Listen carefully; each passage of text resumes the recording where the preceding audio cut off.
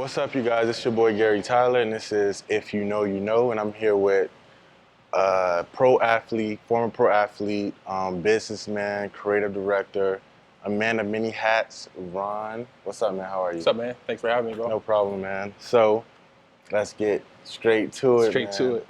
Most people know you from doing the runs, the league, which is coming soon, August, correct? Yep, season 2. Season 2. Season 1 was crazy. I'm so mad that I wasn't in a loop of it because I love like Drew League, Pro AM. But you were a former, athlete. You have a whole story that's not documented like that on social media. So I just want to tap into what got you into the realm of like sports creativity. Well, you said former athlete. I'm still an athlete. I still play. Still athlete, yeah. For competitive spirit and nature, honestly, at this point. But, once I've been playing basketball, like ever since I've been playing basketball since I was younger, it's been the #1 driver that I've been part of since I was younger. It was like, basketball and I have like honestly an emotional relationship just because it controlled my happiness, my sadness, whether I achieved something or not. So I remember in high school, like the whole goal was to just get a scholarship. And like that was going to the NBA for me. It was like getting college paid for. I didn't even get any offers until like senior year of high school, or like it was late. It was real late. I graduated high school without knowing where I was going to go play. Right. But then Cal State Fullerton called a D1 in Orange County. So dreams did come true at the end. And basketball ever since then has been like my #1 driver.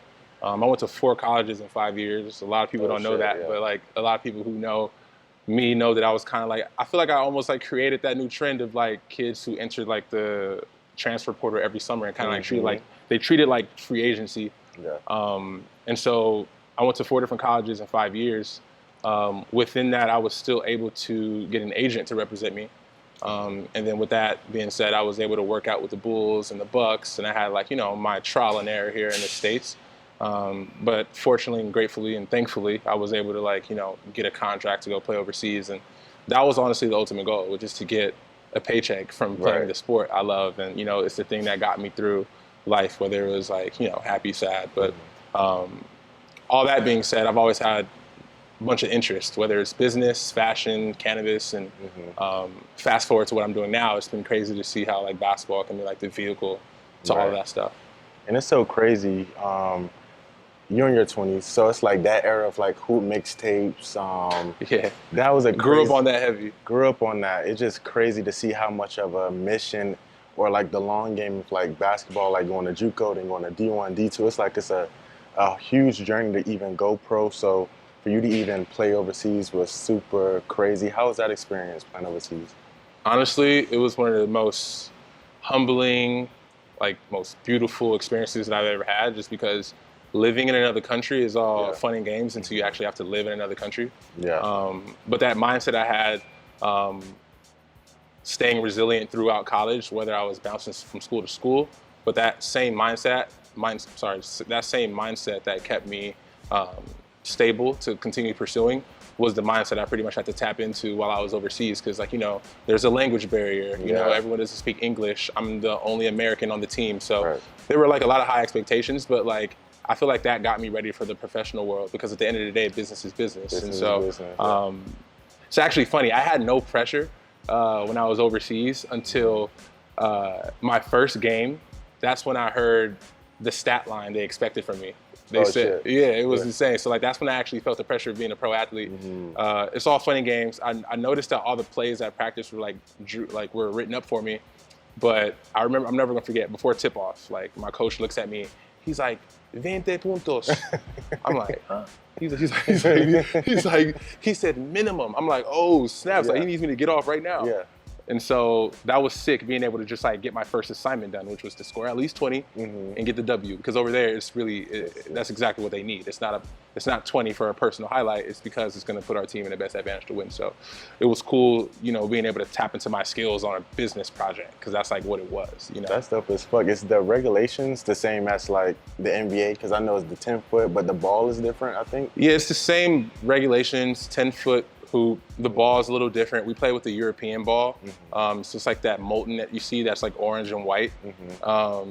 and it's pretty much European style play. Right. So defenders can like sit in the key for 3 seconds. It completely changes the way like offense is played. Like it's a harder setup to like score the basketball, and that's like what my style of playing was. So there was definitely some adjustments that had to get made, especially after like my third game. I had a double my first 2 games, but by the time I got to like game 3, game 4, I'm getting double teamed because there's a scouting report on me, and I'm going through it. I'm calling my trainer back in the States. I'm like, yo, they're double teaming. Like, what do I do? And so that was like my first time problem solving, and you know, and that translates over to like the business world, and you know, just getting through that, figuring out what I had to do to like, you know, play my game again was dope, and it was like a huge learning curve for me. Wow. Were you a 3 or a 4? Neither. So I was a shooting guard. Oh, so really? I'm still a shooting guard. So like I played on the ball. Yeah, you 6'6". Like that's I'm 6'6". Yeah, I'm a tall shooting guard, you know. So like I get buckets, like you know, and that's kind of like what I do. And so I guess being in the pro world, I think that was like the best level I've ever played, because that's when I was like the most free. Right. There wasn't any regulations. Instead, it was like, yo, go for 20 at least every game. So that's like music to any hooper's ears. You know, coach giving you a green light to just take any shot you want. But yeah. How was it, you know, going overseas and practicing with NBA teams, where like the talent level was like higher than overseas? Well, you mean like when I was working out with like NBA teams? Yeah, like seeing that, like from overseas to like the business of like the NBA. Well, it was in reverse. So like my first NBA workout or my first pro anything was with the Bulls and the Bucks. Oh, okay. Yeah, so like that's what I did first, and then after those trial and errors, you know, were done, I ended up going overseas, and I went to Europe, and you know, just having that chip on my shoulder, you know, working out with NBA teams, you know, going in, I respected the pros. I'm playing against guys who are, you know, feeding their kids with this, and so like I know they have their chip, but you know, coming from the States, I definitely like, you know, adapted, and you know, I don't really, you know, my whole mantra on the court is like, I don't see people. So like, you know, it was easy for me not to like take anybody serious, but like, you know, that's just what any hooper needs to, you know, tell themselves to like get going. And what was your last pro game that you played? My last pro game that I played was in 2020 in Colombia. How was that? It was sick. I averaged like 16 points. We didn't win the championship. A lot of doors were going to start opening, actually. Then that pandemic hit, boy. Pandemic hit. That's actually when I retired. Oh, yeah. I'm a pandemic boomer. That's what they call them. Or they call it's something like that. Where, like the people who found a new path and like thrived like during pandemic or during COVID. Honestly, that's when all the doors in my life opened up for real. And it was like from that same common denominator of basketball and like just being a guy coming from sports. And that's actually when I started seeing life, and I started seeing doors open that I never imagined, and I was walking through all of them. And that's fast forward into where we are today. But yeah, so 2020 was my last time hooping professionally under contract. But you know, I still play in my league. I play in the Drew League still for competitive nature, competitive spirit. You were just at the Drew League last week. Yeah, I just had a game last week, man, at 4. It was on NBA TV, actually, man. Shit. I had some homies text me like, yo, we see you on the NBA TV app. They getting all, like, NBA app is getting, like, Peach Jam. They getting, like, they getting everything right now. I'm like, so I told my mom, I was like, I didn't make it to the NBA officially, but I'm still playing on NBA TV, so I'm sure that counts for something. Yeah, shout out to NBA TV. For real, though. But, boom, 2020. Then the Surgeon, getting on with the Surgeon and tapping into like another bag, which is still somewhat in the culture, because basketball is in culture, so it's still in that realm. So what gave you like the push, or what triggered that? Yeah, so a lot of people don't know how I ended up at the Surgeon. It was actually like one of the questions that people ask me a lot as of late, especially as they've been coming to the league. There was actually like a middle part. So when I was done playing basketball, I got fully immersed in the cannabis industry, and I was doing supply chain. It's pretty much like servicing MedMen, Viola, Speedy Weedy, Cookies. Like those would be my clients, and I would manage them and supply them statewide. So I was very grateful and like super blessed to be in that situation, because I'm dealing with, you know, it's almost like a commission, you know, equity type of situation. So you know, being able to get my points on a lot of these big time orders, you know, has been super blessing. Within the cannabis industry, I started up my own like consulting licensing firm called RIA. It's pretty much where we buy and sell cannabis businesses. And so I was able to sell a couple licenses, franchise a couple retailers across the state, and just get new businesses, their new locations like over like this instead of applying. It's almost like an in between the line business play. And that's actually how I met the co-founder of this company, The Surgeon, because I'm in the middle of selling one of his companies. And then, you know, closing meeting for that deal happened to be at his LA office, which was the shoe surgeon. I didn't know. And, you know, that's when he introduced me into the family. And he pointed over to where we're sitting at right now. We're in the lobby. He pointed over and said, yo, that's going to be a basketball court soon. We know you got your background in basketball. You're from LA. You're obviously in business. Like, we should do something. And at that time, it wasn't work at all. It was just a perk of life, like being able to have access to one of the dopest gyms like in the country. And, you know, before you know it, I started doing private runs on Wednesday. I had different guys come out, pros, business guys, just people who are kind of like almost in my situation, former athletes that have like a business mind or that are involved in business and tech, just creating a community. And then week after week, it just kept getting bigger, like 50 people a week to 100. We'll have our bar open. The creative workshop will be open. And so we'll pretty much just like use the space to like host clients and like show different partners around. And so when we point at the basketball court, it was dope to always have it, you know, being used. And so through that, that's when I saw the potential of this place, because I was like, wow, like people are really coming through. It's bigger than the basketball. People like, you know, I'm cool with a lot of people, but like people drew to this place. And like, it was because we highlight everything outside the sport, like basketball and soccer. It's just the common denominator to like what connects everyone. And my next play was figuring out how to make the dopest league that ever existed, honestly. And then that's when me and the surgeon and, you know, all the stakeholders here figured out that we need to come up with the dopest league ever, and, you know, proposed a situation for me to pretty much lead that, and then also business development at the company.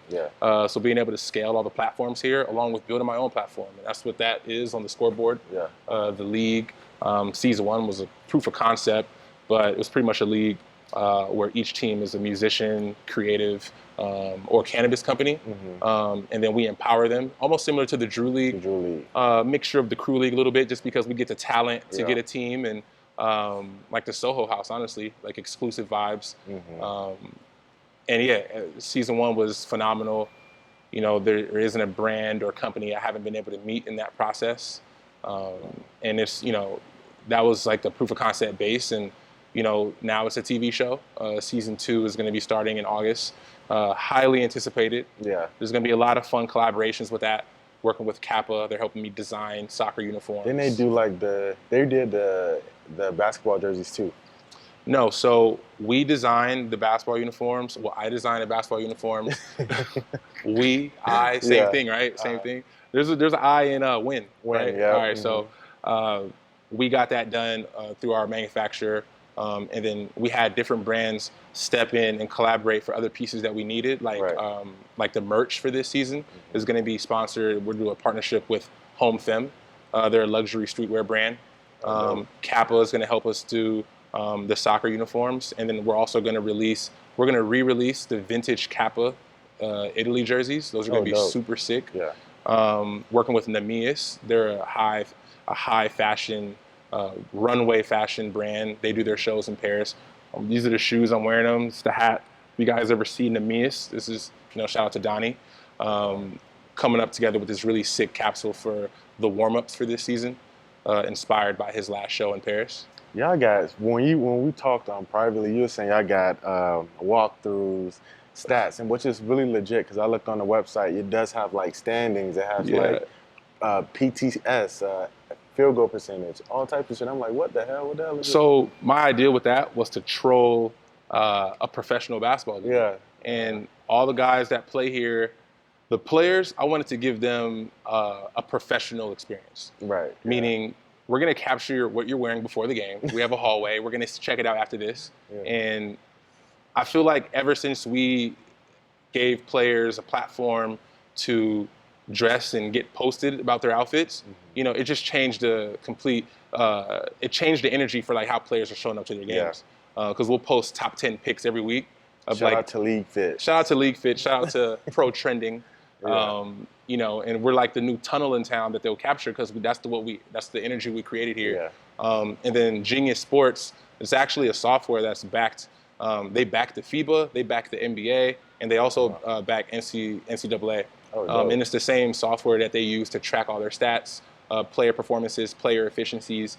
And so I plugged all that softwares and all those tech into our league. And so players and team owners can like go home and actually look at their stats, see where they shot the ball well from. It's just a tool that players get to fall in love with. And it's just like that thing they can show people. Is the league going to be live streamed? It is. What do you know which channel? It's a secret for now, but we were blessed enough to sign with a media agency 2 weeks ago. We signed with Lineage Digital. So the league, the concept and the IP of the league is now a TV show. So we're gonna live stream it and make episodes out of it, and then we're gonna air it next year on a platform. Oh, dope shit. Okay. Yeah. So. Wow, I'm taking I'm taking it back. As a black person, to do this is really dope because you do have the courage to even do it because it's like Drew League. Drew League has been a staple in sports culture for how long? You know, 50 years. It's actually their 50th year anniversary right now. We're working with them on some projects too. Amazing. Pro AM has been like in the South killing it. So for you to like put a league together and really have dudes that played in the league, fashion designers just coming and hoop is really dope. But sneakers, this is a kicks situation. So what made you want to choose this place to even do kicks and stuff like that? Well, I mean, kicks is like also like the common denominator for probably every human on this earth. We need shoes to walk outside. So obviously there's, you know, within fashion, sneakers is like huge. It kind of grabs every different culture group in one place. And that's kind of like who we are at THESURGEON. We develop shoes from scratch. We create models. We create silhouettes. And we also do our own versions of shoes that come out. And we've been able to make a name for ourselves through that alone. That's been its own business. And so I pretty much used our ecosystem to take a stab at what's already happening, which is like these adult leagues happening. And you know, another reason why I decided to call it The League is because, you know, it's a double entendre and it's a troll. Actually, I'm the biggest troll. You'll learn that eventually. But you got the Drew League, the Crew League, you know, Venice Ball League, and Dykeman League, and all these leagues. And there's a name in front of it. But anytime someone's referring to like a hockey player that goes to the NHL or an NBA player that goes to the NBA or an NFL player, they say, yo, they're going to the league, or he's in the league, or he made it to the league. So in this world of like intramural sports and bringing adult hoops and adult sports together, why not call it The League? The League. And it's like the main adult league to be a part of.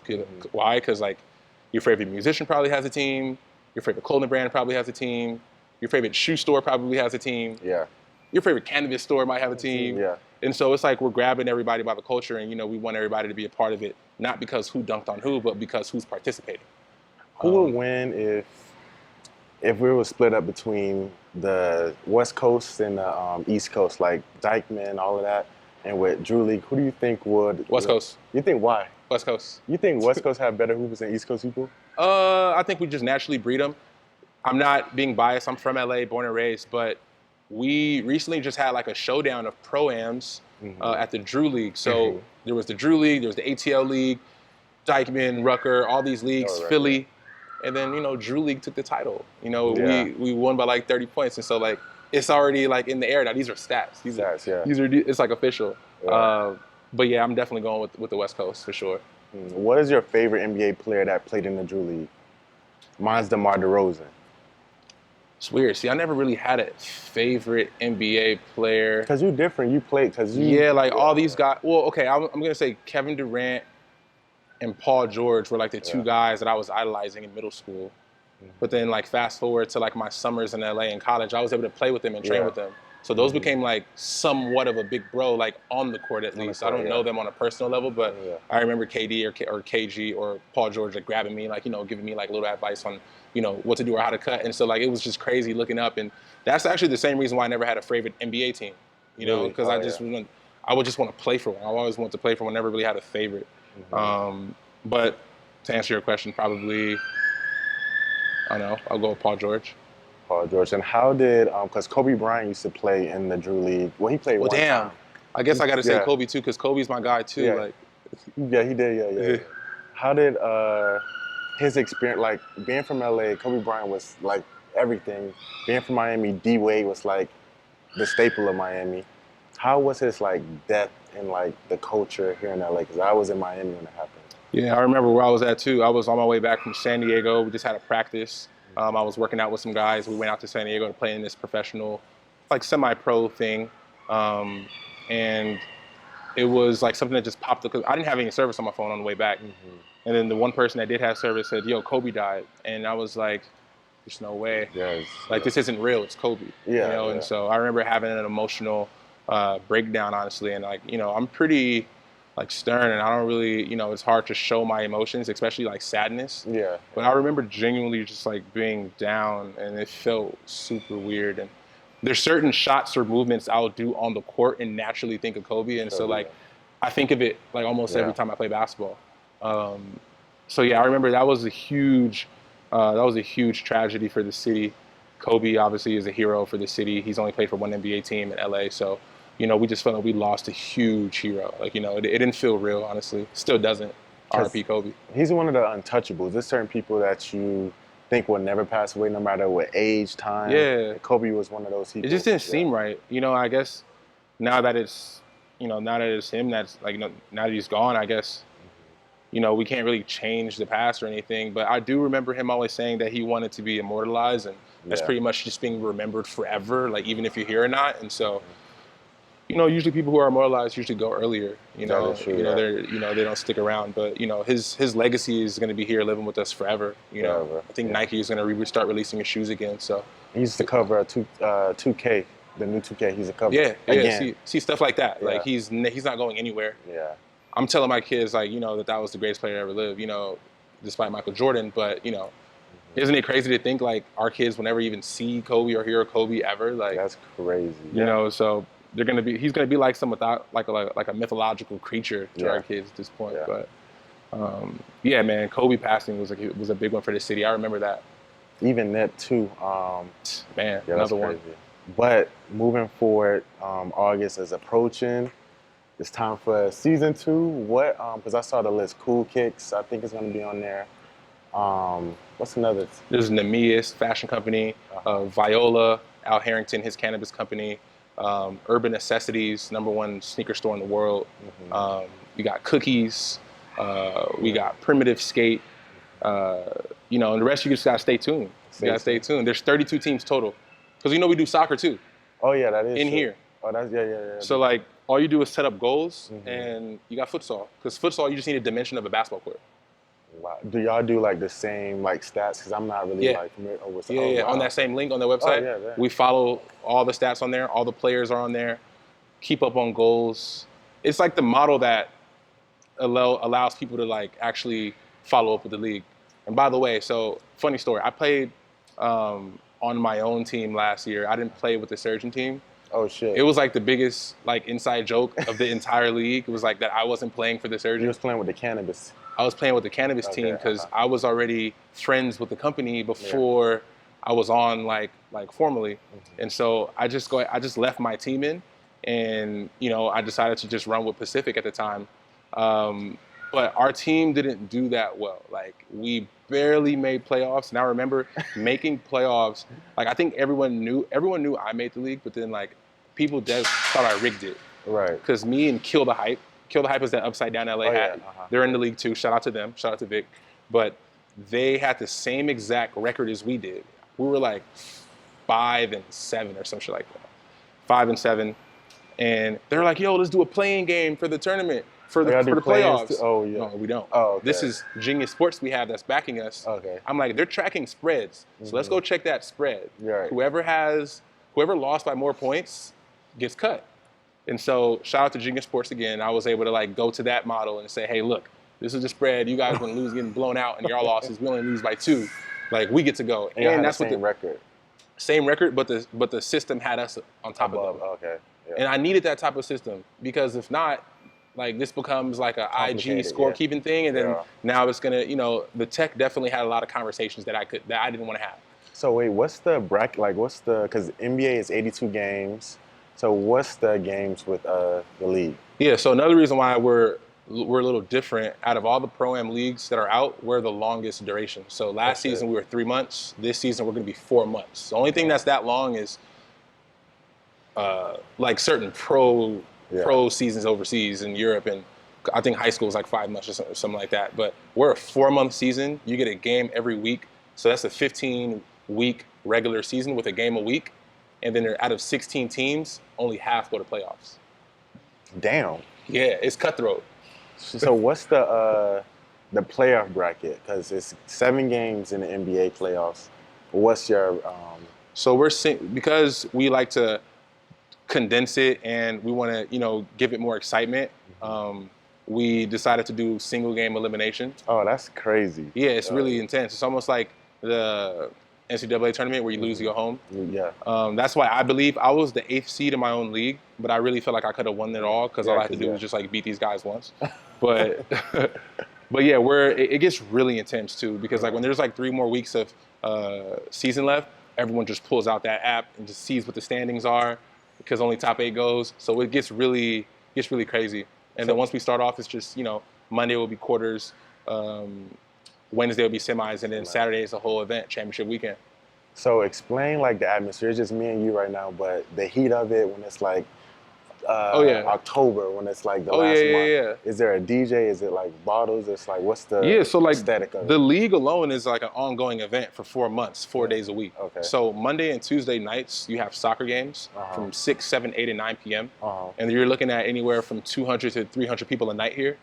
And then basketball nights is obviously a little more like involving in culture, and it's just like, it's basketball. So we get like a bigger crowd for basketball. So we'll have anywhere from like 300 to 500 people a night. And there's music, the bar is open. We have a partner for the bar, so we'll have open bar. Everybody who's in the building is a friend of the friend within the network. So there's no randoms. Players can get a +2. Teams the team owner gets +30. So when you look up, this place is filled. And then all those suites up there fill up. It kind of gives it like, and then some people stand on the baseline. It's almost like a Rucker Park vibe where it's like super crowded on the court. And then if you're at the bar and you're not on the court spectating, we have them on all the TVs. So you can kind of like watch it over there. And it's funny, someone got dunked on here last year. Well, every week, every game, someone got dunked on. But I remember the live stream being super like useful over there, because it will be louder at the bar when someone gets dunked on, because they're watching it. They're watching it over there. And they're a little intoxicated too, so they're reacting a little crazy over here.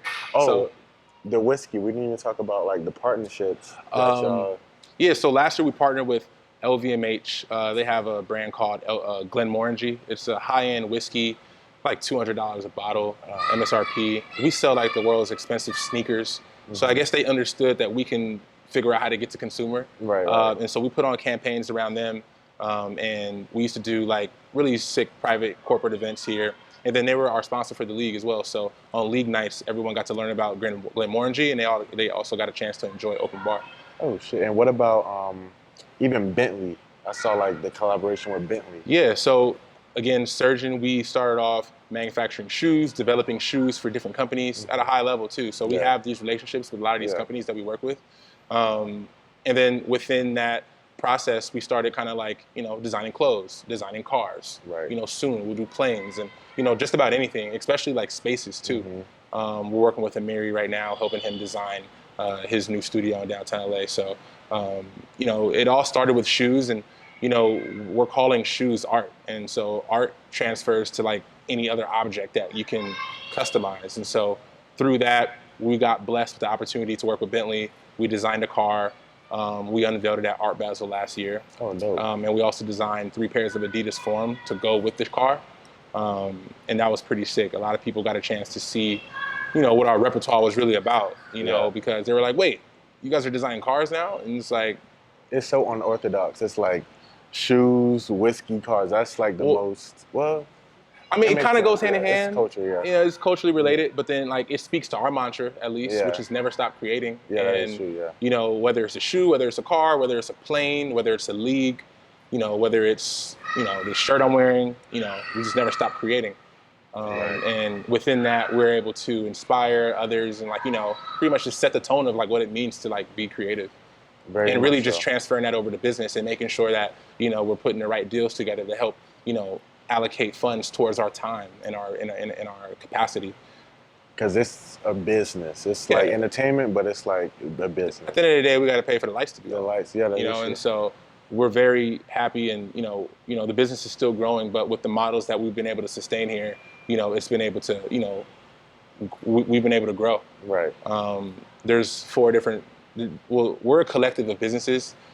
The Surgeon Worldwide is like the overarching company, and under that you have the Shoe Surgeon, Surgeon Studios, Surgeon Academy. Then I created the League, and then we acquired Urban Necessities, and then from there we're just like, we're building. It's a snowball effect, and so hopefully this time next year we can be closer to like the LVMH, which is a collective of businesses, and that's what we try to like compare ourselves to. Forbes 30 under 30. Hey, I'm 29. It's coming close. It's coming close. It's coming close. And kickoff date. So August. What's the actual date for the league? So soccer is kicking off August 21st. August 21st. Basketball is kicking off August 23rd. So opening.